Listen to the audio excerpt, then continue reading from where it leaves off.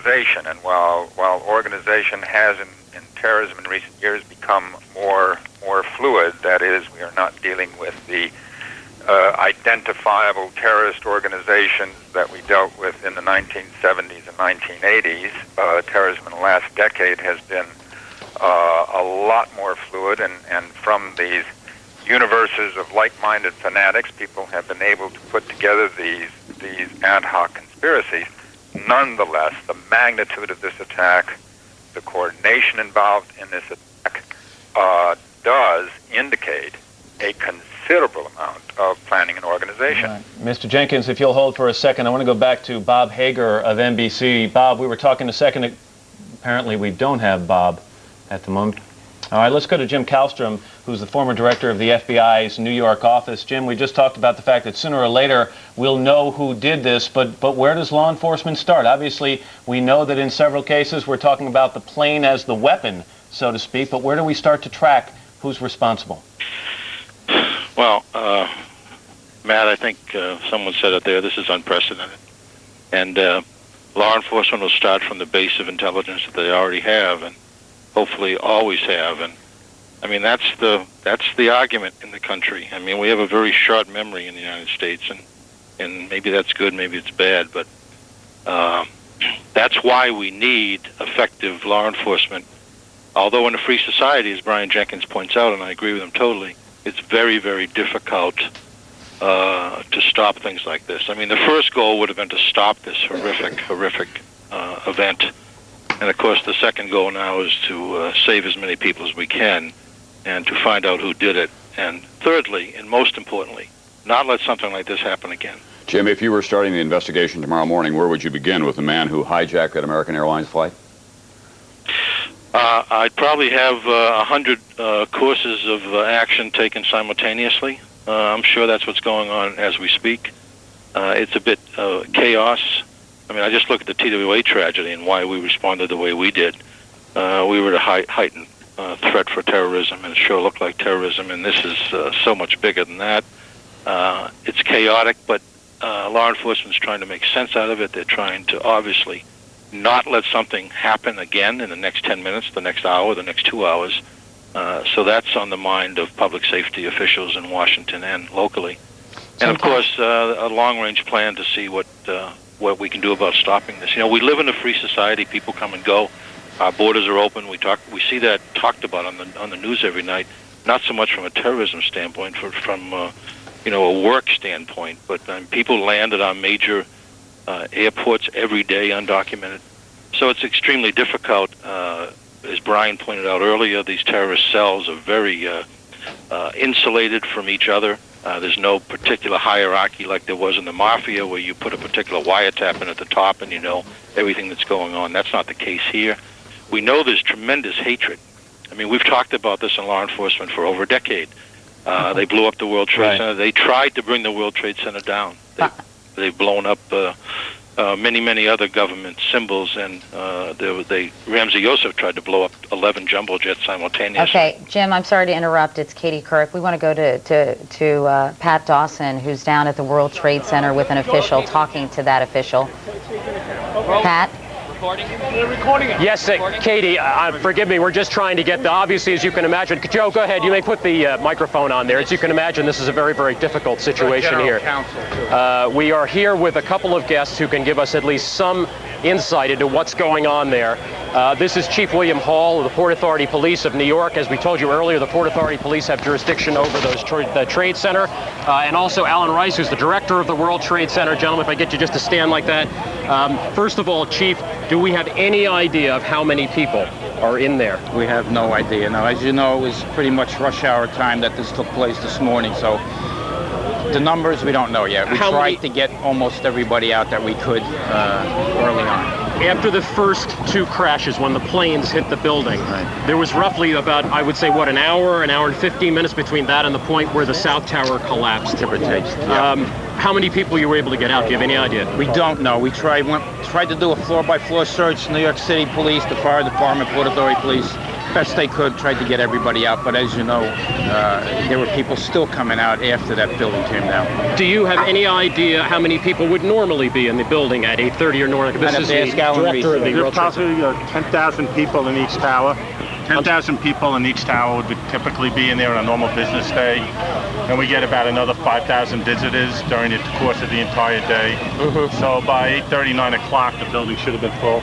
Okay, so in other words, by 8:30 to 9, you figure the building would have been approaching full capacity with the workers. So we are talking about roughly 10,000 people Per tower. per tower. Now, at this point, obviously, you've got a situation, have these towers having collapsed, that is bordering on chaotic. What's the first challenge? What are you doing at this moment? I've seen emergency workers try to go in there after the first couple crashes and come running back out. What are you trying to do now? I guess the next step is between the chief and myself and my staff.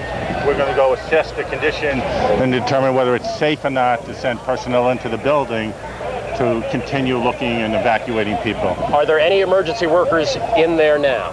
We don't know that. We don't know. If they were in there now, presumably they would have been trapped in there from the earlier. It's possible. It's possible from what we saw happen here. Yeah, very much so. We were trapped ourselves in the building, in the basement. We were the building collapsed and we came out of that. But yes, I'm sure you were in the basement of the South Tower. No, we were in the basement of building 5, 6. Okay. Right, and I was in building 5. We had to dig our way out to get out. You dug your way out. What was that like? Scary. Scary, but I was a volunteer fireman for years, so you learn not to panic.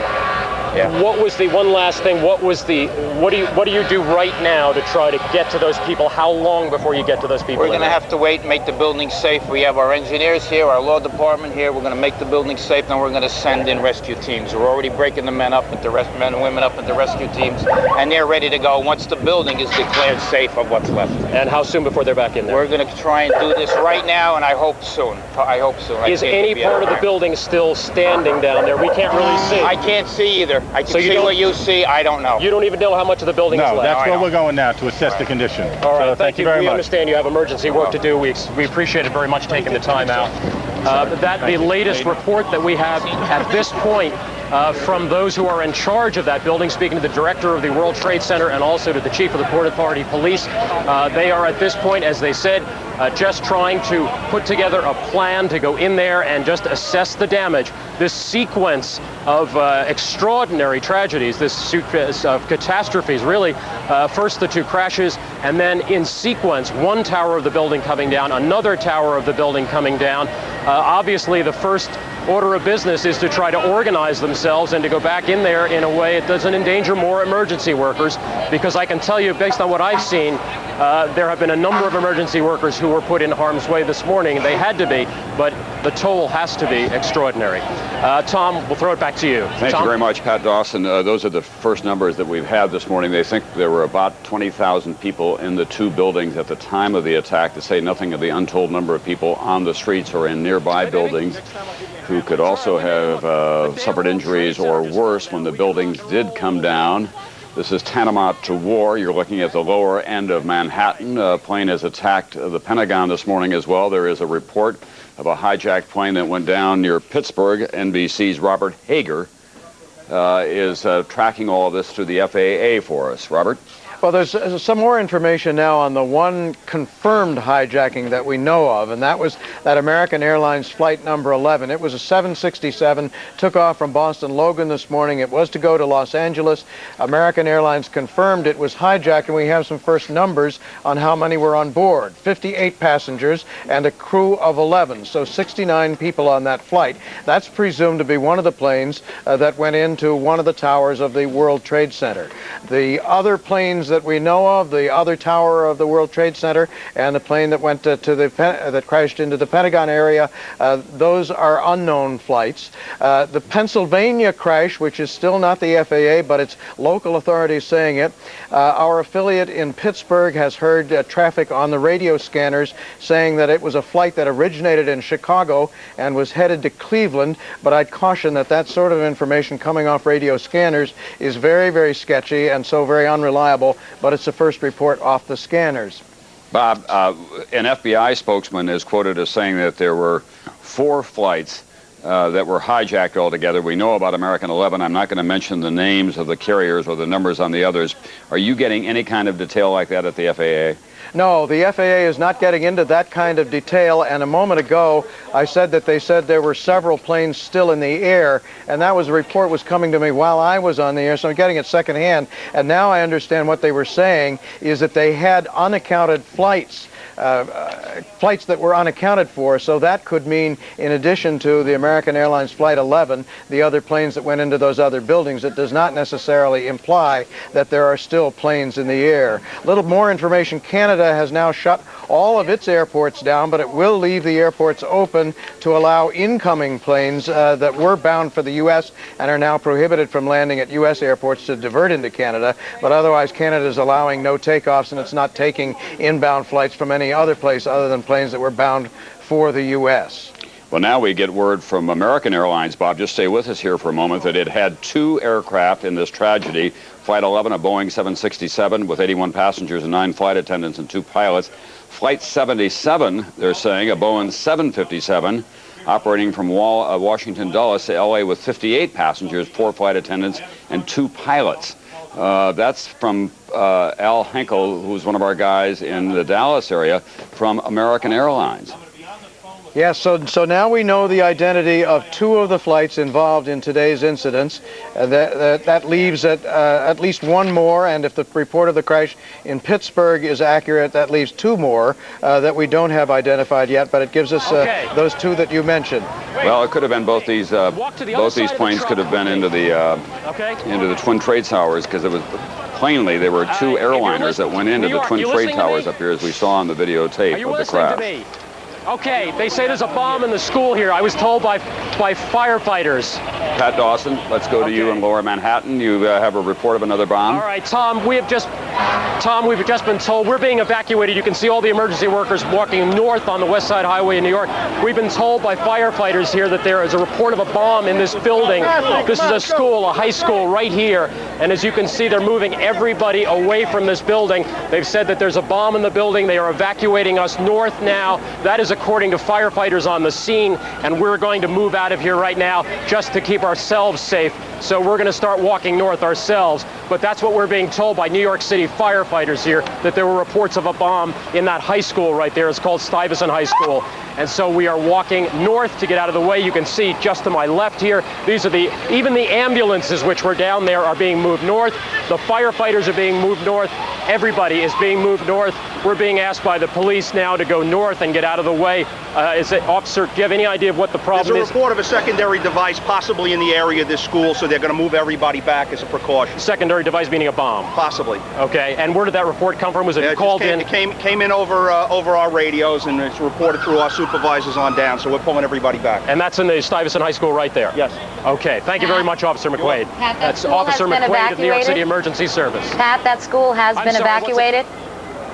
Yeah, well, I don't think there was anyone in the school, Katie, this morning. At this point, I think everybody had been evacuated from here probably when the first events took place early this morning, just because of the fact that it's so close to the World Trade Center. Most of these buildings around here have been evacuated, so I would imagine, I never saw any kids going into that school this morning, so I'm going to presume that they never even allowed them to get to school this morning, and that anywhere that were here at 8:45 were probably moved out almost within moments after the crash took place, because it literally is only about 10 blocks north of here, and I haven't seen any students coming in or out. All right, Pat Dawson, thank you very much. The big story, obviously, that is still to be resolved is how many planes were hijacked. We now have a report that there could have been as many as 4 of them. We know that 2 planes were involved here at the Twin Trade Towers. There's a report of a plane down north of Pittsburgh. Another kind of plane went into the Pentagon, but there could still be planes in the air that are under the control of hijackers. We don't know for sure what flights they are or where they're headed. There are some unconfirmed reports of them. We can only tell you that American 11 and American 77 have been identified by American Airlines as 2 of the planes that were involved in the incidents today. And the hijackings are scattered somewhat around a fairly wide area, and we just have to remember that 2 of these planes did arrive at the World Trade Center within 18 or 20 minutes of each other, just to, again, point out the coordination of this attack. We're going to go down to NBC's Tim Russert, who is standing by with more information. Tim? Tim? Apparently Tim can't hear us. All right, obviously people are scrambling to get as much information. I think we do now have Tim's audio. Tim? I can hear you now. Can you hear me? Yeah, yes. Please give us your information. I've been just speaking to the chairman of the House Intelligence Committee, Porter Goss, and we're trying to get him on the telephone here and continue our conversation on the...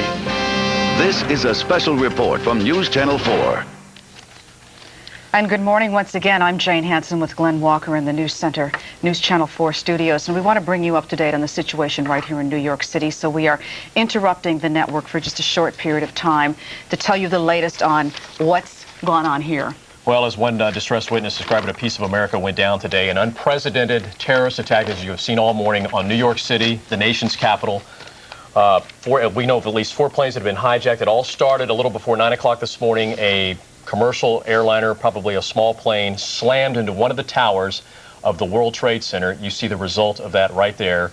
And while we were watching this scene, approximately 18 minutes later, a second commercial airliner, you see it coming from the top of the right-hand corner of your screen, came down, swooped down between the 2 towers and slammed into the second tower, a huge ball of fire. You see it right there.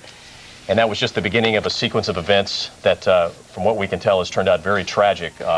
We had the mayor a short time ago say, quote, "I sense a horrendous number of lives have been lost." Obviously, rescue workers raced to the scene, firefighters attempting to put out those blazes. They didn't have much luck because, as you will shortly see, it was about an hour and a half after the first attack that the first of the towers collapsed. A horrendous and horrific sight for all of us to witness here in New York City. There you see that happening right now. And we've been told witnesses have actually described this scene as raining bodies, people jumping from the building, people thrown from the building by the explosions. Just a horrific scene downtown. We believe the number of people working in the 2 towers is about 50,000. How many of those survived this? We have no idea how many were actually at work at the time of the explosions and the accidents. Rescue workers, we were told, worked as fast as they could to get people out of the lower parts of those towers in between the time of the fire and the collapse. And here you see the second collapse. There was about an hour and a half between the first plane and the first collapse, and then the second one happened probably about 15 or 20 minutes later. Now, they may have evacuated the area, but we understand that firefighters were there trying to put the fire out. There were armed guards around the World Trade Center. We do not know how many of them actually survived this. As you see, these are firefighters that were around the buildings when it collapsed. Fortunately, they were able to dig themselves out, but obviously they are in shock, distress. Witnesses who have seen this. It's just pandemonium downtown, and right now, let's go down to Lower Manhattan. Gabe Pressman is standing by live. Gabe? Hello, Gabe. Can you hear us? Yeah, is that Jane? Yes, it is. Gabe, you're in Lower Manhattan. What are you witnessing right now? Well, people down here by the hundreds and by the thousands, I'd say. I'm at the corner of Leonard and West Broadway. At first they were stunned. Now they are angry. Basically bewildered by the sight they saw of this building burning. I'm using, because my cell phone's not working, and none of them apparently is, I'm using a telephone in a diner, and the manager of the diner is Ted Karunas. What did you see, and what are your feelings right now, Mr. Karunas? I watched the second building collapse, and it just brought tears to my eyes. I'm in utter shock. I'm walking around numb. This is unbelievable. I thought I saw the sight of a lifetime when I saw the second fireball explode into the building. But, watching both Twin Towers fall down, I was born and raised in New York City, and to see them fall like that, I guess it's time to go to war.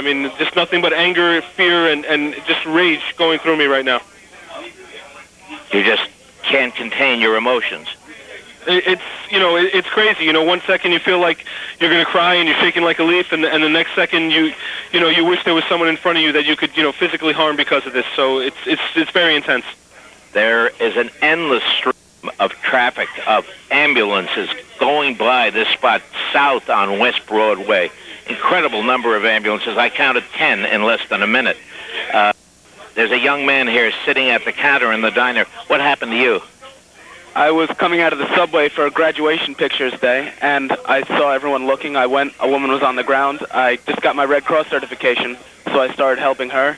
Where was that? That was right on the corner of Chambers and I don't know whatever street this is. What about you? I understand your sister is safe. Is that right? She is. Thank God. She works at 2 World Trade, but she heard on the news, and her husband advised her not to go to work. So thank God she's okay.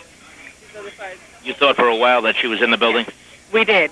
She was in the building last time, the explosion. So thank God she wasn't. My name is Cheryl Charles White. And you're from what borough? I'm from Brooklyn. I was on my way to work. The train got diverted. It skipped Fulton Street. We got up at Park Place. There was smoke. We had to evacuate, and the police ushered us forward. And you're seeing people covered with soot. There was this woman. She had no shoes on. Her feet were bleeding. It was just amazing. What are your feelings about the people who did this? They're animals. I just can't believe it. It's just unbelievable. It's a nightmare. It's a nightmare. Another lady here. Incidentally, her sister, and by God's grace, we're together. I work for the Bank of New York, in a few blocks away, and my name is Sandra. Thank you. Okay, so that's some of the feelings and the statements here by people who've been involved in this. Incidentally, I tried to get down to the World Trade Center on a subway, and I was stuck for about 45 minutes, and finally they let us out at 23rd Street. In any event, that's the story from here, Jane, and I don't know who's sitting with you at the moment. It's Glenn and Jim Rosenfield. Thank you very much, Gabe. Yes. We should also point out that they are trying to assess when they can physically get into the ruins of those 2 buildings to see if there are people trapped, because we don't know if that is part of the circumstances right now. Some 50,000 people on a normal day would be working in those 2 towers. We did hear on NBC, they estimated today perhaps as many as 20,000 people working in those 2 buildings. This has obviously created some chaos as far as transportation goes. A lot of people need to get back to their loved ones. Boy, it sure They has. want to get out of town. Bear with us here. We do have a lot of information, and it is changing by the minute. But this is what we know about some of the transportation issues, some of the hospitals involved. Let's start with the hospitals. We know victims have been taken to St. Vincent's Hospital. We heard from Melissa Russo just a little while ago when we were on the air earlier.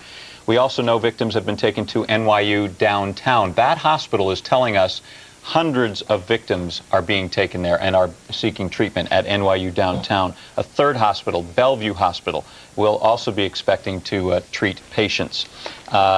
We should also mention, it probably is obvious, but this is a major primary day here in New York City. The primary has been canceled, so it goes without saying that will be rescheduled. Speaking of the hospitals, we want to go to NYU Hospital right now, and Leonard Aubrey has an update for us from the scene there. Mr. Aubrey, what can you tell us? Well, as you may know, we are several blocks away from the World Trade Center, and I think as you just had in your report, we have seen hundreds of patients right now. We have about 20 to 30 what I would call very serious cases, and we had 3 patients, unfortunately, who passed away upon arrival at the hospital. So that's where we are right now, and we're very well set up to take patients as they, or if they continue to come in through the day. Hello? Can you hear us? What kind of injuries are you seeing? Burns, lacerations, can you tell us? Well, a lot of that, and a lot of smoke inhalation, a lot of smoke problems. We're using a lot of oxygen tanks and so on to give people oxygen. And of course, as you mentioned, lacerations, a number of more serious orthopedic injuries, broken bones, and so on. And we have had a couple of cases which we've had to transfer. One was a significant burn, which was transferred up to the Cornell burn unit, and the second neurosurgical case, which was transferred up to NYU Medical Center in Midtown. You still getting a steady stream of ambulances to the hospital? Yes, at the point, yes.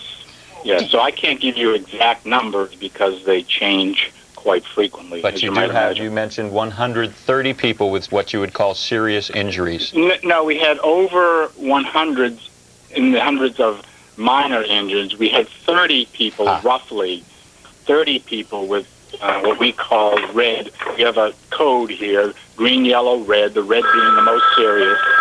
And we had 30 of those, plus an additional 3 patients passed away upon arrival at the hospital. Mr. Aubrey, we thank you very much, and obviously we will be talking back with you later this morning. Those are the first 3 confirmed dead that we've had that have gone into the hospital here, but we have a fax here from American Airlines which suggests that they've lost an awful lot of people in aircraft. today, and it said that it lost 2 aircraft in tragic incidents, and this Flight 11, which is the one we believe smashed into one of the World Trade Center towers. The second crash. It was en route from Boston to Los Angeles, had 81 passengers on board, 9 flight attendants, and 2 pilots. So obviously those will be added to the casualty list that we are beginning to hear about here in New York City. And of course, 2 other planes from United Airlines were also hijacked. One of those going from Newark to San Francisco, that is the plane that crashed in western Pennsylvania. And we just have it coming over wire. It's another plane crash. We are getting a confirmation now that it was a flight. One of the other aircraft that crashed was the one you were just talking about, the one from. Okay, we have a confirmation on that. All right, right now, let's get another report from a hospital. Melissa Russo, our government affairs reporter, is standing by. I believe it's St. Vincent's Hospital, Melissa? Yes, Glenn. We just had a briefing from hospital officials here at St. Vincent's. They are now reporting more than 112 injured patients have been brought into St. Vincent's. And their message today is that they're in desperate need of blood. You have literally hundreds of people lining up on 7th Avenue to donate blood. A hospital official told me earlier that they're very worried about the blood supply of the city hospitals being completely tapped out. And so they're asking people to donate blood. They're seeing injuries ranging from broken bones to burns to smoke inhalation. I don't know if you've been able to see any of the pictures yet, but the people being brought out of the ambulances are absolutely covered in soot, concrete, debris. You open the doors of the ambulance to bring these people out, and you just see the dust fly in the air. It's just unbelievable. They're literally covered in this grayish-colored dust. At least 2 people in the hospital at St. Vincent's have been put into the operating room. That number may have gone up by now. They have triage teams on site, more than 200 doctors working. In addition, they've been transporting doctors from St. Vincent's Hospital down to the scene of Lower Manhattan to work on scene. They have been bringing in additional shipments of hospital supplies. I saw one truck being unloaded about an hour ago with syringes, additional IV materials, and that trauma center, that makeshift trauma center that I told you about over an hour ago on 7th Avenue is still in place. At this point, they appear to be out of wheelchairs. They're using office chairs covered in sheets to transport patients. They do have some locations where people can go to donate blood. I guess one of the questions will be whether people will be able to reach those locations. On Staten Island, they're asking people able to donate blood to go to St. Vincent's Hospital. In Queens, there are 3 hospitals where people can donate blood if you're in proximity of that hospital: St. Joseph's, St. John's, and Mary Immaculate Hospitals. In Brooklyn, St. Mary's Hospital, and here in Manhattan, St. Vincent's and St. Clair's, desperately in need of blood this morning. Can you repeat those just one more time, Melissa, because that's really important information and it went by quickly. I sure can. On Staten Island, St. Vincent's Hospital. In Queens, if you're within proximity of St. Joseph's, St. John's, or Mary Immaculate Hospitals, you can go there to donate blood. If you're in Brooklyn, St. Mary's Hospital. Here in Manhattan, St. Clair's and St. Vincent's. One more thing I should mention, Edward Cardinal Egan is here on the scene in blue hospital garb, and he just spoke as well with a message for New Yorkers. He invited New Yorkers to join in prayer. He said that this is a tragedy that this great city can handle. He said he's amazed at the goodness of firefighters and hospital personnel who are willing to do everything to save life at this moment. And he asked the Lord to bless us at this moment. Edward Cardinal Egan on the scene here at St. Vincent's, clearly trying to help calm the city in the wake of this tragedy. On 7th Avenue, police are working very hard to move the crowd along. People just stop and gaze down 7th Avenue, where there used to be a perfect view of the World Trade Center, the 2 towers. I was here earlier when those buildings collapsed, and there was just absolute panic here on 7th Avenue outside the hospital. People just staring at what used to be the Twin Towers and had now turned into a cloud of smoke, and people are just in shock here. In a blood shortage, as Melissa mentioned, and that's certainly, if anybody does feel the need to get out, then that is certainly something that would be very important, I would think, at this time. Especially if you're anywhere close to one of those hospitals. Absolutely. There is something that has just come across from the Associated Press, which says a police official in New York says the number of casualties from today's attack on the World Trade Center could be in the thousands. And again, we have only begun to hear the reports of people who have been injured and who have been killed in this attack. A lot of loved ones worried about children in schools. And in Lower Manhattan, there are 3 schools where youngsters are being walked to another location, to another school, just to be safe. I'll give you those 3 schools that are involved. PS 89, youngsters are being walked to PS 41. That's PS 89, where the youngsters are being walked to PS 41. PS 234, the youngsters also being taken to PS 41. And PS 150, youngsters are being taken to PS 3. We had heard earlier that several schools were being used as triage centers, among them Stuyvesant High School. But as we saw earlier on our network, it appeared that Stuyvesant High School was being evacuated because of concerns about yet another bomb. So that's the latest we have on the school situation. Once again, we should also tell people that you simply cannot come into this city right now by car, by train, by subway, by bus, and it is best that you stay put exactly where you are. Now, of course, that also means that a lot of people who had already come into the city for work today, there's not a lot of work going on, I can assume, which means that they probably are trying to leave the city, and that in itself can be a little difficult. I do know that New Jersey Transit, which, as you mentioned, has suspended inbound service, but they are, we are told, putting extra trains to get the folks out of Manhattan. Okay. That's New Jersey Transit. Long Island Railroad has suspended service in both directions, from Jamaica to Penn Station and from Jamaica to Flatbush. Bus service, there isn't any, as you would imagine, south of 14th Street, and they are evaluating service for the rest of the city and to other boroughs right now as we speak. Okay, right now, let's go back to NBC News with national coverage of this story, which, of course, is breaking not only in New York, but also in Washington and around the rest of the country. We will be back in steel and concrete that came cascading down as well and hit other places. I imagine the collateral damage was enormous, but we were probably, I'd say, 2 or 3 blocks away in a building where we holed up for a time until we were fairly comfortable that it was safe to come out. It was truly the most intense and frightening experience I've ever had in my life. It was literally pitch black on the street, and people were, obviously inhaling a great deal of this material as well, so there are many folks who are having difficulty breathing and were wearing facial masks as well. Well, we're happy you're all right. We have United Airlines confirms that United Flight 175 from Boston to Los Angeles is down as well. No details yet.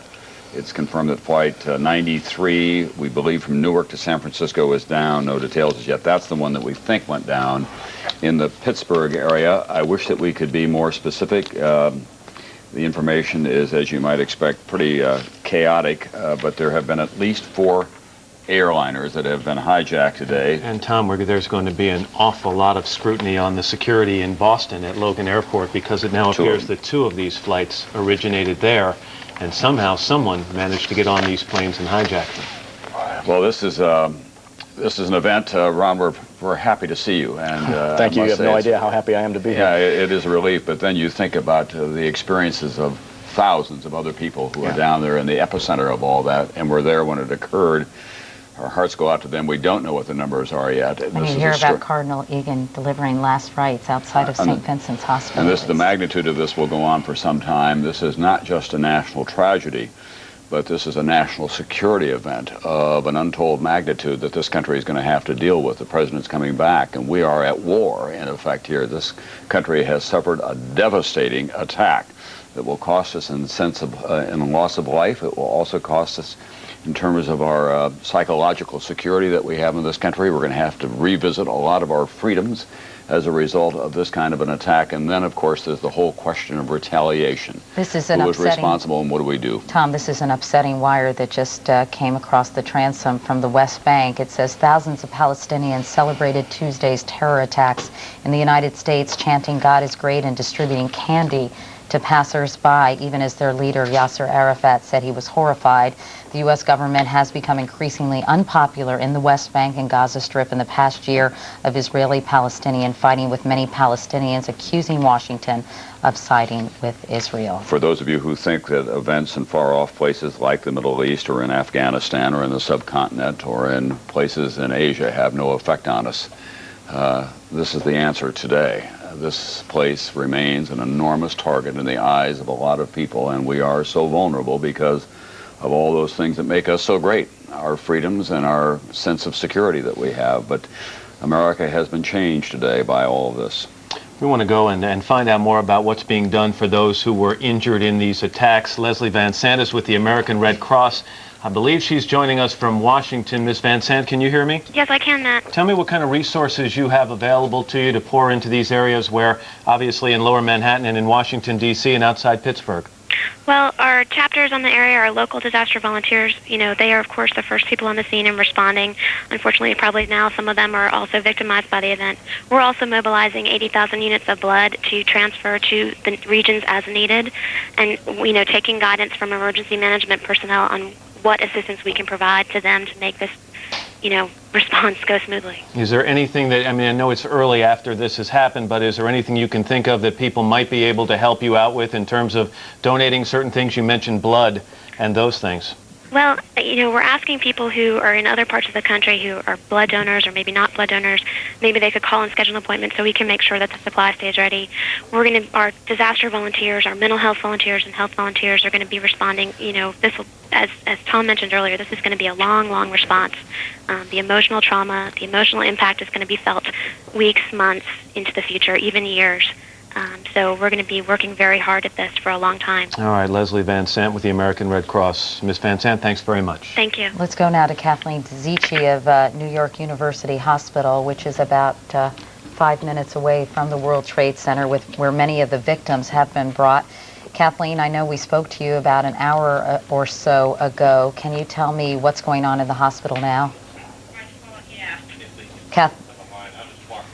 Okay, apparently we're having some problems with Kathleen, and I'm sure it's as chaotic there as it was at St. Vincent's, where we heard from Bob Bazell moments ago that there was a line with Cardinal Egan outside delivering last rites to some of the dead who were brought to the hospital. So we'll try to touch base with Kathleen in just a moment. But first we want to go to Andrea Mitchell once again in Washington. Andrea? I've been told that the State Department evacuation, Katie, was precautionary only. There was no car bomb, as had at least been reported or rumored, not here on NBC. But in any case, that was precautionary only. There are still some officials there. They are now being redeployed to another location in Virginia. The CIA is still operational. Intelligence officials are still meeting at Langley, but those officials have also evacuated the non-essential employees.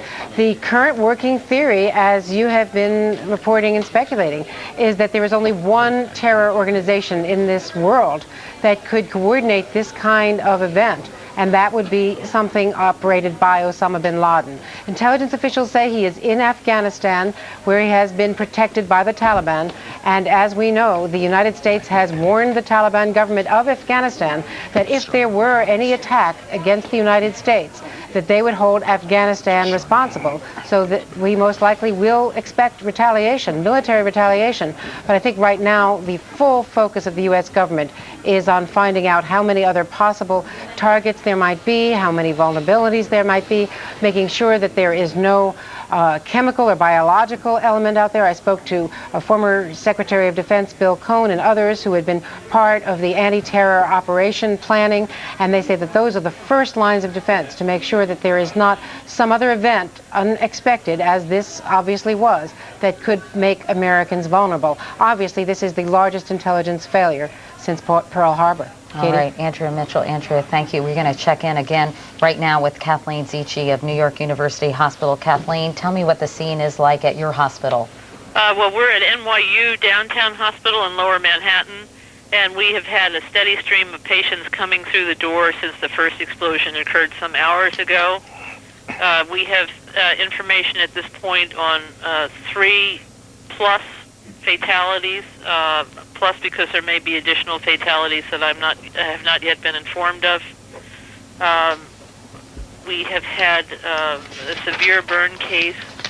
One individual is an amputee, a serious neurosurgical injury, a whole range of injuries from both debris, smoke inhalation, respiratory issues related to smoke and debris from the collapse of the two buildings. So how many medical personnel, Kathleen, do you have working there at NYU Hospital? We have a medical staff of 500 plus physicians. The entire medical staff has been mobilized, as has the nursing staff, and they are working as hard as it's possible to work. And tell me again, Kathleen, I know it's hard to estimate how many people you've seen so far? It's in the hundreds. Our entire cafeteria has been transformed to a triage area, and it is wall-to-wall people at the present time. All right, Kathleen, thank you very much for that update. I'm sure we'll be checking back with you a bit later on, and thank you very much. Katie, let's go now to NBC's Bob Hager. And Bob, I think it's important that we recount. A short while ago, we were talking about 4 planes that were unaccounted for. It seems now we know what happened to all those 4 planes, isn't it? That's it. There's no plane at the moment that we know of that's outstanding that's unaccounted for. And now NTSB is able to match the particular flights to the particular accidents or acts of terrorism. So the 2 planes that hit the World Trade Center were both takeoffs from Boston, one belonging to American Airlines, and it had been bound for Los Angeles. The other belonging to United Airlines, it too was bound for Los Angeles. Those are the 2 planes, the American airliner first and then the United plane, that went into the World Trade Center. The other 2 flights, the one that went into the Pentagon was an American Airlines flight bound from Washington's Dulles Airport to Los Angeles, and the plane that's down southeast of Pittsburgh is a United flight. It had been bound from Newark to San Francisco. I heard one report that it was Newark via Washington National to San Francisco, but I'm not sure of that. Let me tell you the flight numbers. The Boston takeoffs were American Airlines Flight 10. It had 92 aboard. That's one of the ones that hit the World Trade Center. Bob, let me just interrupt you there for a second, because we've been reporting all morning that it was American Airlines Flight 11. You know, I'm mistaken. You're right. It's 11. American Flight 11. Thank you very much, with 92 aboard. And then the United Airlines that left from Boston and hit the other World Trade Center tower was United's 175. I don't have a figure on how many on board it. The flight that went into the Pentagon was American Airlines Flight 77, bound Washington Dulles to Los Angeles. There were 64 people aboard it, and the United Airlines flight that went down south of Pittsburgh was United's Flight 93, and there's no number on the number of passengers on it. But again, you have 4 flights known to have been hijacked, known to have crashed, and no flights at the moment that are outstanding that we know of. Bob, that crash that you just mentioned near Pittsburgh, I just want to say that is a United flight that was en route from Newark to San Francisco. Is that accurate? That's what I have, and I've heard it 2 ways. It's Newark to San Francisco. I heard one report that there was an intermittent stop that it was to make at Washington's Reagan National, but that's not confirmed, so it might be erroneous. Yeah, United is now confirming that, apparently, Robert. We also have a report from the mayor of Cleveland, Michael White, saying that a Boeing 767 out of Boston made an emergency landing at Cleveland Hopkins International Airport because of concerns it may have a bomb on board, but no confirmation of We that. also have, just because I have a personal friend who was flying from Kennedy to Los Angeles this morning, that plane was diverted to Kansas City. So apparently many planes that were en route to certain locations have made special emergency landings in the wake of this, and because of concerns that there may be more problems aboard more airplanes. And what happens, unfortunately, in situations like this, if the terrorists themselves don't call in to say that there's a bomb on board, you have the twisted minds of other people who call in and say, well, by the way, there's a bomb on board that flight. So it is chaos in the skies for those flights that were already in the air. Other flights have been grounded. This country has been immobilized in terms of where its attention now is focused on New York City and Washington, D.C., the tragedies in Pittsburgh as well. No air travel, no financial markets. All national monuments are being evacuated. The president has been rushed back to Washington, D.C. The Pentagon has been attacked by an airliner, in effect, and on Capitol Hill, code red. The Speaker of the House was taken to a very secure area because he's third in line succession to the President of the United States.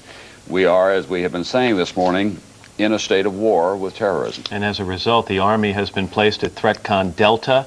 That means that armed personnel will be guarding U.S. installations, not only here in the United States, but in other parts of the world. You're looking at the southern tip of Manhattan Island here in New York City, and for so many years we've come accustomed to seeing the World Trade Center standing there in the background behind the Empire State Building that you see in the foreground. Those two towers no longer stand after a terrorist attack this morning. NBC's Pat Dawson is close to the scene of that attack. Pat, Matt, can you hear me?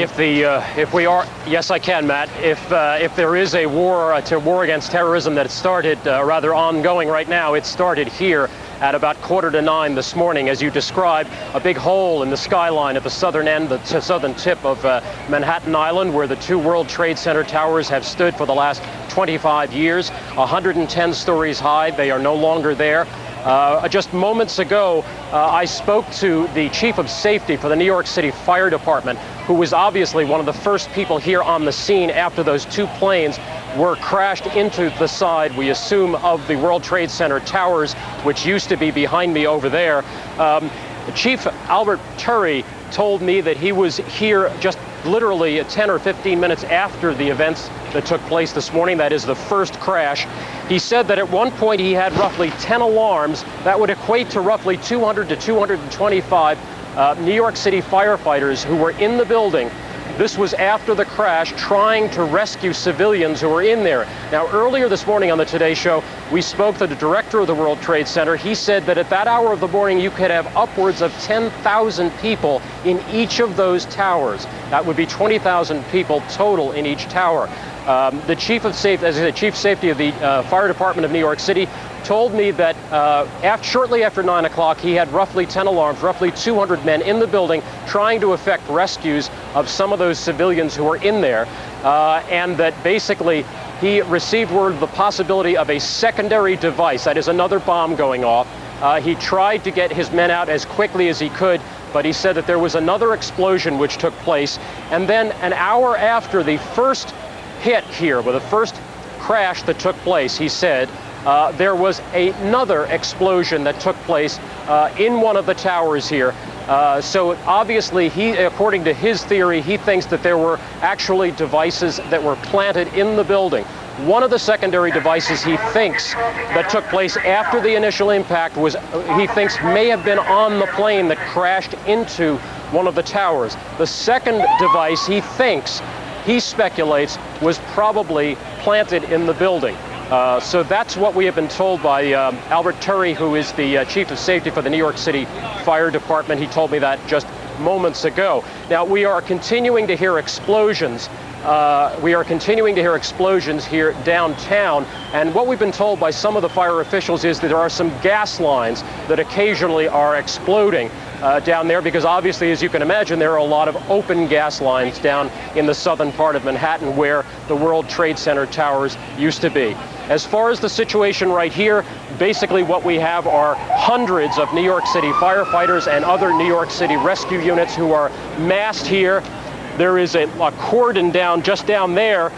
We are not sure, to be honest, if some rescue workers have tried to go beyond that point as yet. When we spoke to the head of the Port Authority Police, that would be the organization that is in charge of the World Trade Center building itself, the Port Authority Police chief told us that they were at that point, about, I'd say 40 minutes ago, about to make a decision on whether or not it was safe to send emergency workers back in there.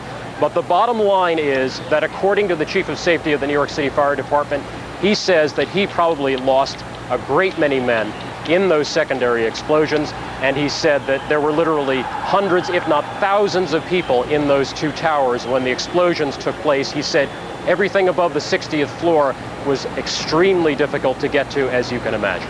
Pat Dawson. Back to you. Pat Dawson, thanks very much. We have some videotape, I understand, that we're going to show you from the West Bank. These are Palestinian celebrations in the wake of Tuesday's terror attacks in the United States. Apparently, Palestinians took to the street chanting, "God is great." People were throwing candy, distributing candy to passersby. The U.S. government obviously has become increasingly unpopular, particularly in the West Bank and Gaza Strip, because Palestinians feel that the U.S. government has sided with Israel. One man, Nawal Abdel Fattah, wearing a long black dress, threw sweets in the air saying, actually that's a woman, pardon me, saying she was happy because, quote, America is the head of the snake. America always stands by Israel in its war against us. Meanwhile, Yasser Arafat emerged to speak with reporters ahead of the Palestinian Liberation Organization. He said, "We are completely shocked. It's unbelievable. We completely condemn this very dangerous attack, and I convey my condolences to the American people, to the American president, and to the American administration, not only in my name, but on behalf of the Palestinian people." And this comes on a day, Katie, in which obviously there's been a steady deterioration of the situation in the Middle East, but Shimon Peres was to meet today with Yasser Arafat in the West Bank. There has been some criticism of the Bush administration for not getting more involved in the peacemaking efforts in the Middle East in the past few weeks from within the Republican Party as well. Because it has gotten increasingly volatile. It has. There's been a steady escalation of violence, incursions by Israelis into Palestinian towns and declaring martial law and then pulling back. And everyone thought that the bomb was ticking in the Middle East.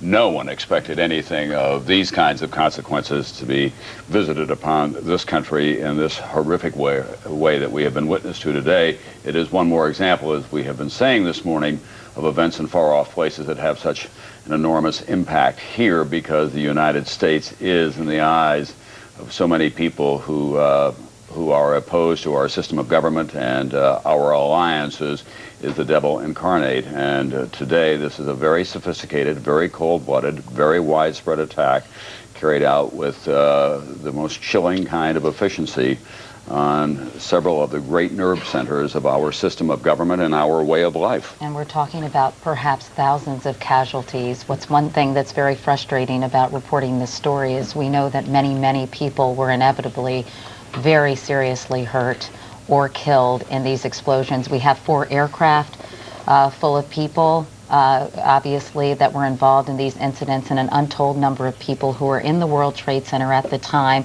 in the surrounding area, and of course those individuals at the Pentagon as well. And you can only hope that in the time between the actual collision, the planes hitting the towers, and the time it took for those buildings to collapse, that large numbers of people were able to get down the stairs. You'd have to assume that power in the building was probably disrupted. Elevators may not have been usable, that they were able to get down smoke-filled stairways to safety before both of those towers collapsed. And as Pat Dawson just said, though, from the 60th floor up, it was very, very, very difficult.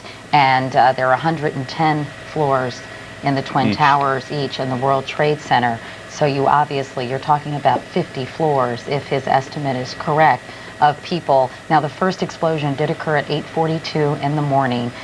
Some people might not have been at work yet, but many people here in New York, a workaholic town, get to work early, particularly those who are watching the markets, the overseas markets, and this is the financial center of the United States and, of course, of New York City as well. Yeah, we have hesitated to use specific numbers, but Mayor Giuliani is saying it's a horrendous number of lives lost, and it could be in the thousands. We want to go now to Ray Kelly, who's a former police commissioner here in New York. We are going to now cut into the network coverage to bring you back here to New York City to tell you new information that we may have about the situation here. I'm Jane Hansen with Jim Rosenfield. And good day to you all. We want to go right to Tiwa Chang, who is standing by, we are told, with Mayor Giuliani who can give us the latest information on casualties, what we know about anyone who may have perished in this act of terrorism, as it's being called. Tiwa, are you there? Yes, Jim, I'm here. I cannot tell you where I am because for security reasons, the mayor's office and the police department have moved the emergency center away from Lower Manhattan, evacuating the police headquarters to a degree, and they also left the emergency bunker, which is at 7 World Trade Center, right next to where the 2 Twin Towers were.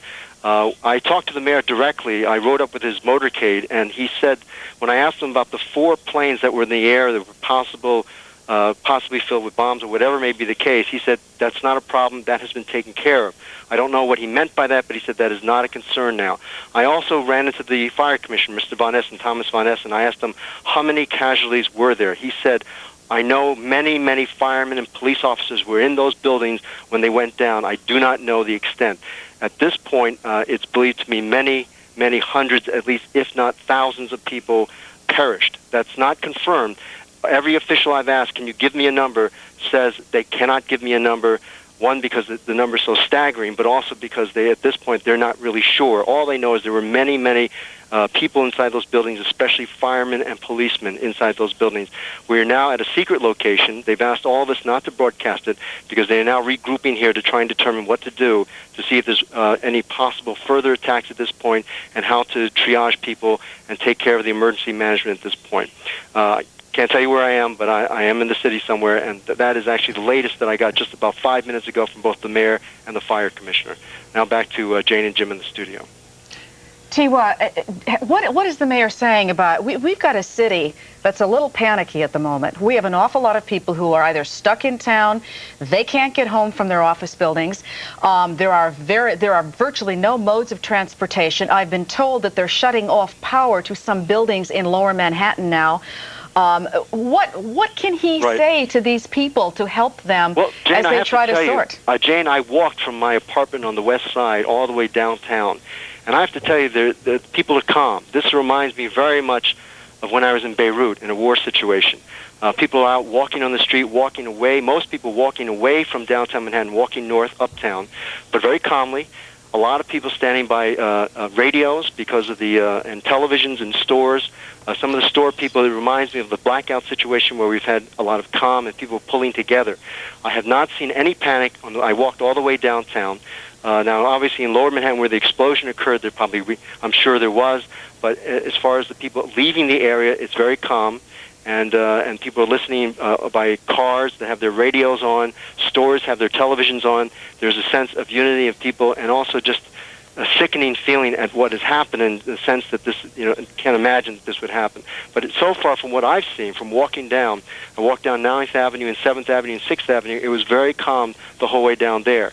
In terms of what will happen after this, that's what they're working toward, and they seem to feel the main concern now is the number of people who are injured, trying to get them to hospitals, and also the many, many people, scores of people who have been killed in this, clearly what appears to be a terrorist attack, but that's not even confirmed yet at this point.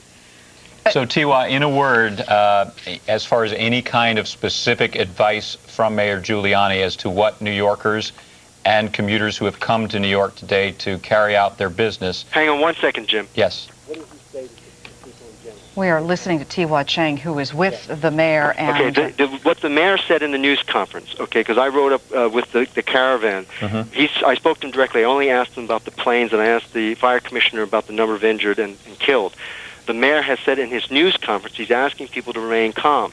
I have to tell you, from what I've seen, certainly in Lower Manhattan, walking toward the bomb sites, and that's what they have to be called at this point, I would assume, is that there's a lot of calm, people working together, stores giving out water, televisions on, people trying to get the news of what has happened, people talking to each other, a few people walking down toward downtown to try and reach their children at the schools and also at the Borough of Manhattan Community College, which is also near the bomb site on West Street. But the mayor did ask for everyone to basically stay calm, probably stay at home, and to certainly stay away from Manhattan today if you're in any of the outer boroughs. All right, thank you, Tiwa. Obviously, we will come back to you as the management of this city regroups and tries to figure out what their next steps should be. Okay. We have this to report to you, that apparently United Airlines has confirmed or has said that another of its airliners is crashing, quote unquote. We have not confirmed which airline that was, but there was some talk earlier that it was a Boston to Los Angeles airplane that they weren't sure where it was. So we don't know if that's that airplane or not, but there apparently has been another crash of an airline. Involving a United Airlines airliner. We'll get you that information just as soon as we get any details on that. And in the meantime, Brian Thompson is standing by live for us right now at Newark Airport, one of the 3 major airports shut down at this hour. Here at Newark Airport, this was one of the first airports to shut down nationwide. One of the reasons is one of the planes that came out of Newark Airport, a United flight number 93, was flying from Newark to San Francisco, and that was hijacked as well. You may have heard that by now, into Pittsburgh, where it was crashed in Pittsburgh. We don't have, of course, the full listing of planes and airports, but the situation you see behind me is an indication of security nationwide at all airports here. The Port Authority have blocked off the entrance to the Air Traffic Control Tower, the administration building, and to their police headquarters. Officers armed with shotguns and sniper rifles, AR-15s, according to the police here. You see that site all over the airport as well. Now I'm going to ask my photographer, Jim Roberts, to take you to the site that has just devastated the New York metropolitan area. Over the tails of parked Continental Express Airlines, because this airport is shut down and for the most part evacuated now, you can see what remains of the World Trade Center in Lower Manhattan. About 3 hours ago, you would have seen the 2 twin towers sticking above the tails. Now all you see is the terrible smoke that's coming from that scene, as everybody wonders why all of this happened at this point.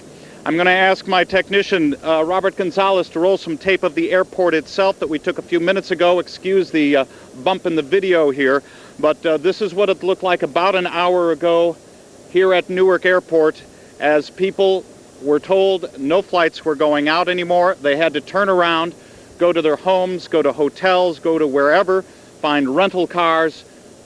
Thousands of people at this airport, the busiest airport in the New York metropolitan area, with nothing but an extremely trying day ahead of them, lining up, waiting for cabs, limos. Some people were actually walking over to the rental car areas that we talked to, and nobody understanding how this could happen, why this could happen, and the magnitude of what had happened. But we must leave you at this moment because Governor Pataki apparently is speaking now, and he is on NBC, and let's go take this live.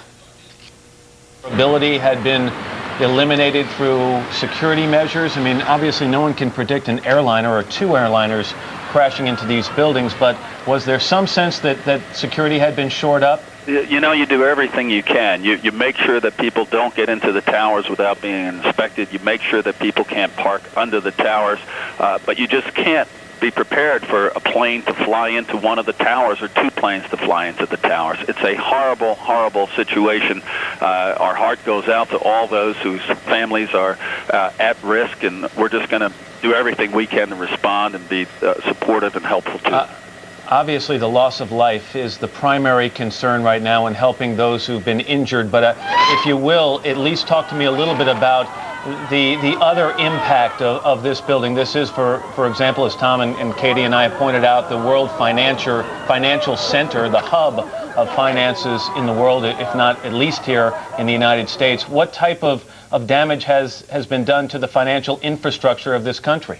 The economic impact is something we can talk about as the days unfold. Right now, we still have to focus on making sure we save as many people as possible, help those who are injured, help with an orderly removal of the people who are leaving downtown and leaving the city. We're going to focus on that and be concerned about what may or may not be the economic consequences once the immediate crisis has passed. All right, do you have plans to get down to this area? Yes, I'm in the city, and I've been in touch with the mayor, and we're going to be continuing to do everything we can. Governor, what about other emergency procedures for the city of New York in the next several days in terms of what's going to remain shut down and so on? A lot of people have this as a destination. A lot of people, millions of people live here. Tom, right now we do have limited service out of the city. We have both the Metro North and Long Island Railroad running out. We have the George Washington Bridge open. The tunnels are shut for security reasons. We're not having traffic other than emergency traffic come into the city. And I think at this point it would be extremely unlikely that we're going to have many people coming into the city tomorrow. We're going to be continuing to try to deal with the horrendous situation downtown.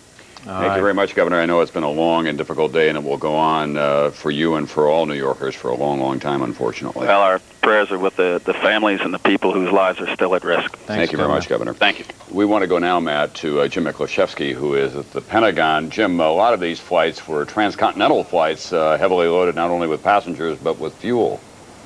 That's right, Tom, and we just learned a few moments ago that the U.S. Navy is dispatching a couple of aircraft carriers from Norfolk, the JFK and the George Washington. One will be stationed off of New York. The other will be stationed in the Atlantic as close to Washington, D.C. as they can get. They'll be there to provide any possible military support that may be needed, including flying any kind of air cover should there be any additional warnings of any further terrorist attempted attacks. Now, as we stood here this morning, you can see the smoke is still billowing. The smoke just in the past few minutes has changed from black to white, a strong indication that they're throwing more water on the fire, as we saw from other vantage points. But the priority now is to get the fire under control. A casualty count is impossible at this point, Tom. As you've seen from the earlier pictures, the plane opened a huge wide gash in the side of the building. We're being told between the 4th and the 5th corridors. It smashed through the E and D rings, and people who were in that area tell me that debris and parts of the plane actually penetrated deep all the way into the B ring.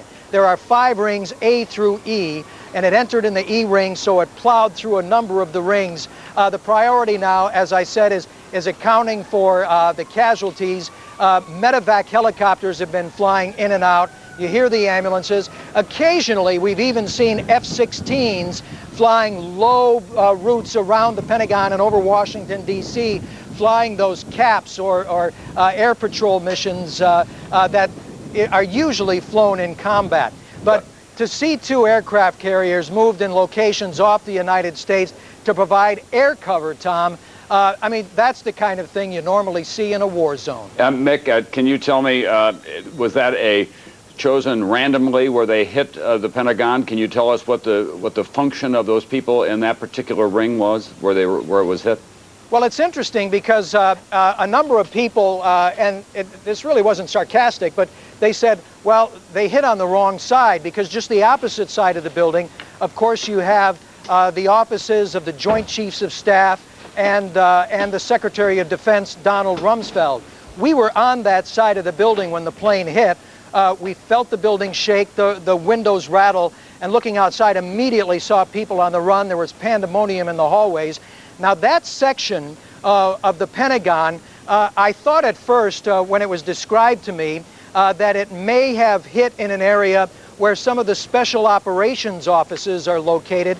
The Assistant Secretary for Special Operations is located near there, but the plane actually hit maybe about 60 to 70 feet to the right of that location.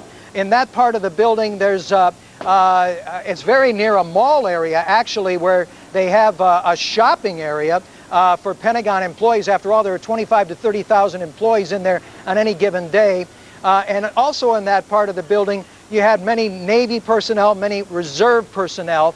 I bumped into many Army personnel who are adjacent to that. They think everybody's all right. The Navy people I talked to said they still had a few people that were unaccounted for. But again, it's going to be impossible to tell exactly what the casualty count is in there until they get that fire under control. Matt. All right, Jim Miklashevsky outside the Pentagon, thanks very much. Joining us now is General Norman Schwarzkopf, who was the commander of all forces in the Persian Gulf War. General Schwarzkopf, good morning to you. Good morning. Obviously, you've seen the footage, I'm sure, of the Pentagon and of southern Manhattan. We haven't seen much footage outside Pittsburgh. What are your thoughts this morning? Well, you know, it's a very, very sad day for this country. It's really a sad day for the world as far as I'm concerned, and your heart goes out to all those families, and your prayers go out to all those people who lost their lives. We are fighting a war now, it seems, a terrorist war here in this country. The question is, how do we go about fighting it, General? Well, you know, that's one of those easy questions to ask and one of those very tough questions to answer. The deterrence against terrorists is almost impossible because these are people who could care less about their own survival.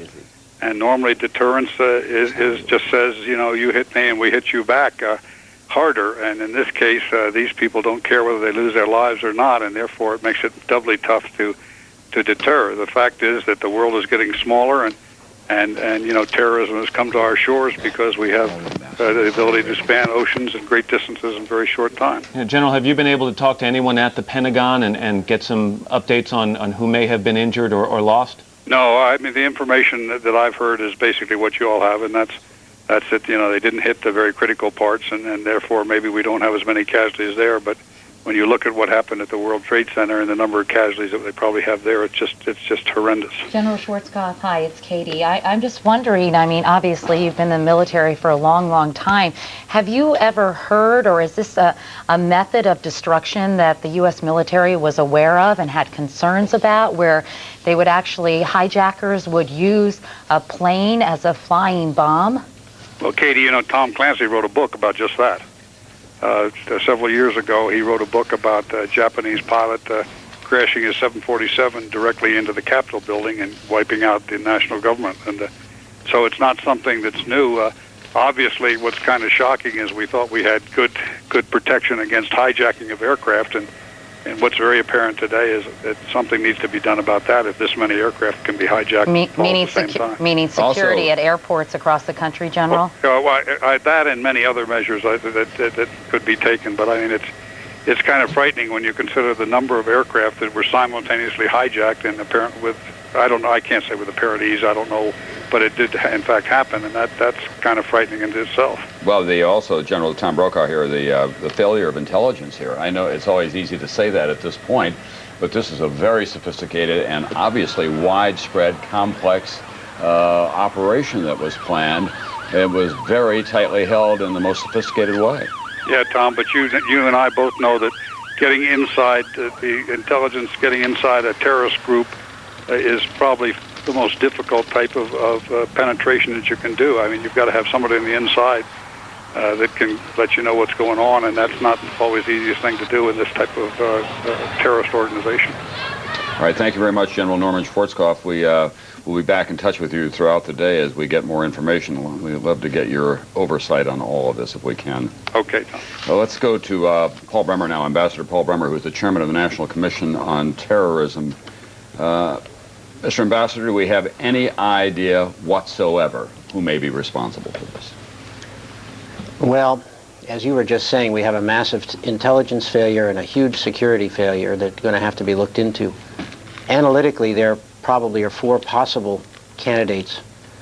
There's the Osama bin Laden al-Qaeda group that you've been talking about.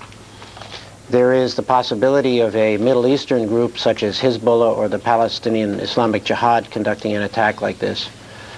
And there are at least two states which at least are capable of such an attack, and that would be Iran and Iraq. So you have probably not more than four suspects. How do we begin to find out who is responsible? Well, the good news is that the hijacking 4 airplanes is a very complicated operation. Even hijacking 1 is complicated. And they will have left some trail behind them. They will have had to have checked in. They will have had to have purchased tickets either under their name or alias names. They will have had to have showed pieces of identity. There will be a trail that will lead back from the hijackers at some point to the perpetrators. It may take some time, but we'll get there. You're an expert on national security matters, Ambassador. How is this country going to have to change? Well, I think it's one of those great challenges of fighting terrorism is to find the balance between being tempted to overreact, but also being absolutely certain, as the President said this morning, that people understand we're not going to take this sitting down. And I think once the perpetrators have been identified, and I believe they will be, the United States will have to retaliate with the full force of its military as hard as it possibly can. This is an act of war. It's an act of war that some have described as a domestic Pearl Harbor. In many ways, it's worse than Pearl Harbor. I think we will probably find the casualties are going to be higher than they were at Pearl Harbor. In Pearl Harbor, we knew immediately who had done it, and we therefore knew what the return address was. It was Japan. Here, we have higher casualties, less certainty as to where the attack came from, and therefore a more difficult response. But there must be a very strong military response to this act of war. Thank you very much, Ambassador Paul Bremer, who is a longtime colleague of Henry Kissinger and a veteran of national security affairs in this country. This is routine in times like this. The Taliban ambassador to Pakistan has condemned what he called the terrorist attack, saying this is a terrorist act. We strongly condemn, as the Taliban have given shelter to the Saudi militant Osama bin Laden, of course, and he's been accused by the United States in the past of masterminding these kinds of attacks. So they're at least on the record, from a rhetorical point of view, of saying we had nothing to do with this. Let's go to Martin Fletcher, NBC's Martin Fletcher, Tom, who is in Israel right now. Martin, tell me the reaction by the Israelis to this turn of events here in the United States. Well, of course, everybody has been very, very quick to express complete solidarity with the United States. The Israelis, of course, are very experienced in these kind of things. They've offered to send all their emergency help they can to the United States. They've also, by the way, just closed